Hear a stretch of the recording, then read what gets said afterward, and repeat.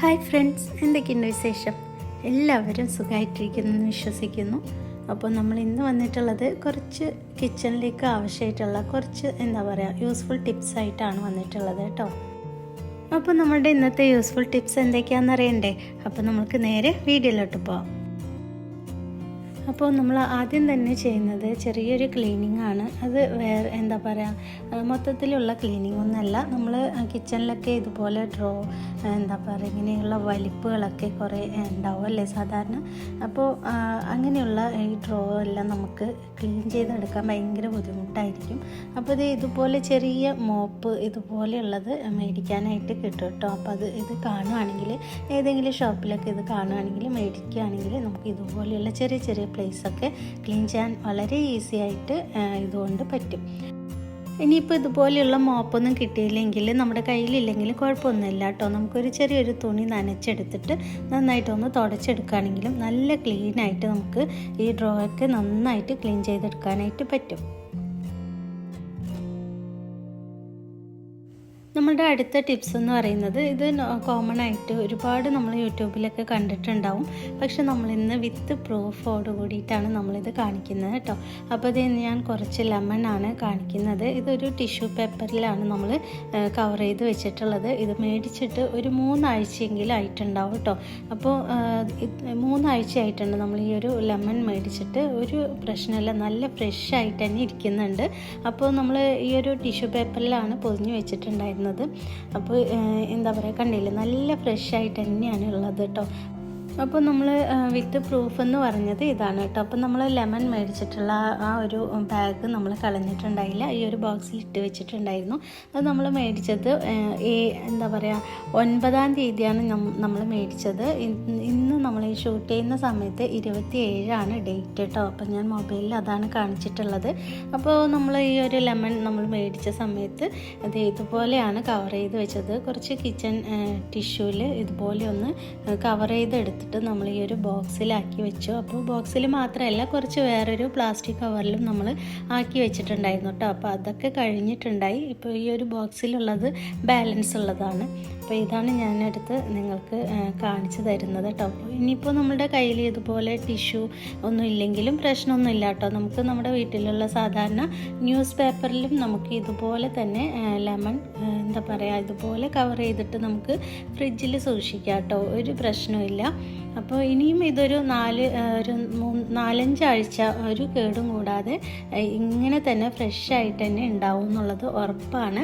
പക്ഷെ നമുക്ക് ഇനിയിപ്പോൾ ലെമണൊക്കെ കഴിയാറായിട്ടോ. ഇത് അത്രയും ദിവസമൊന്നും ഉണ്ടാവില്ല, അപ്പോഴത്തേനും തന്നെ കഴിയും. എന്നാലും നമ്മൾ കുറച്ച് കൂടുതലായിട്ട് ലെമണൊക്കെ മേടിക്കുകയാണെങ്കിൽ ഇതുപോലെ നമ്മൾ കവർ ചെയ്ത് എടുത്ത് വയ്ക്കുകയാണെങ്കിൽ കുറച്ചധികം നാൾ കേടുകൂടാതെ നമുക്ക് ഉപയോഗിക്കാം.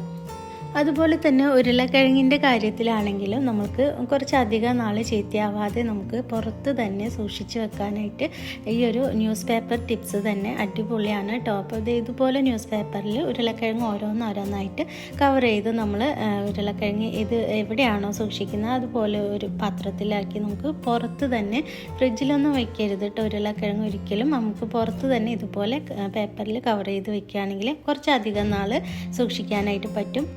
അതുപോലെ തന്നെ ഉരുളക്കിഴങ്ങ് നമ്മൾ ഒരിക്കലും ഉള്ളിയുടെ കൂടെ ഒരുമിച്ച് വയ്ക്കാതിരിക്കുക. അത് ഉള്ളിക്കും ഉരുളക്കിഴങ്ങിനും ഒരുപോലെ ബാധകമാണ്. രണ്ടും പെട്ടെന്ന് മുളച്ച് ചീത്തയായി പോകാനായിട്ട് സാധ്യതയുണ്ട്.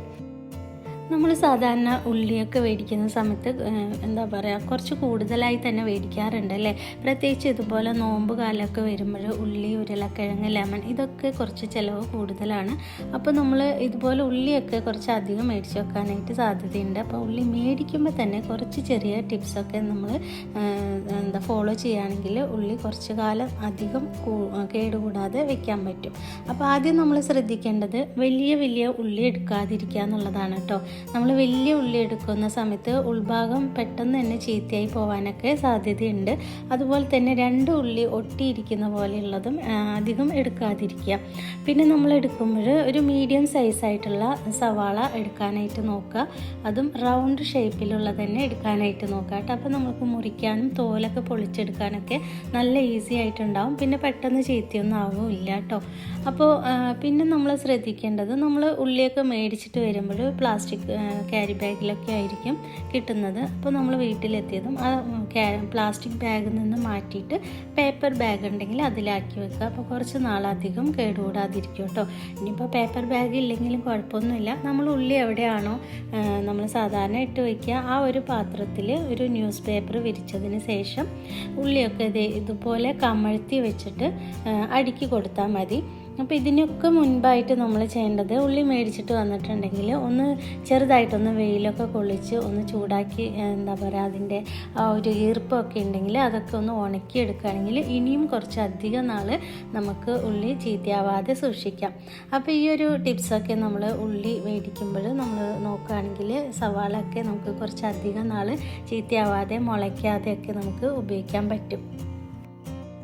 നമ്മൾ കുറച്ച് കൂടുതലായിട്ട് ഇഞ്ചിയൊക്കെ മേടിക്കുകയാണെന്നുണ്ടെങ്കിൽ നമ്മൾ ഇഞ്ചി ഇതുപോലെ ഒന്ന് വെയിൽ കൊള്ളിച്ച് നന്നായിട്ടൊന്ന് ഡ്രൈ ആക്കി എടുത്തതിന് ശേഷം നമ്മളൊരു പ്ലാസ്റ്റിക് ബാഗിലോ ഒരു ബോക്സിലൊക്കെ ആക്കിയിട്ട് ഫ്രിഡ്ജിൽ സൂക്ഷിക്കുകയാണെങ്കിൽ കുറച്ചധികം നാൾ ഇഞ്ചി പെട്ടെന്ന് ചീഞ്ഞ് പോവാതെ നമുക്ക് ഉപയോഗിക്കാം.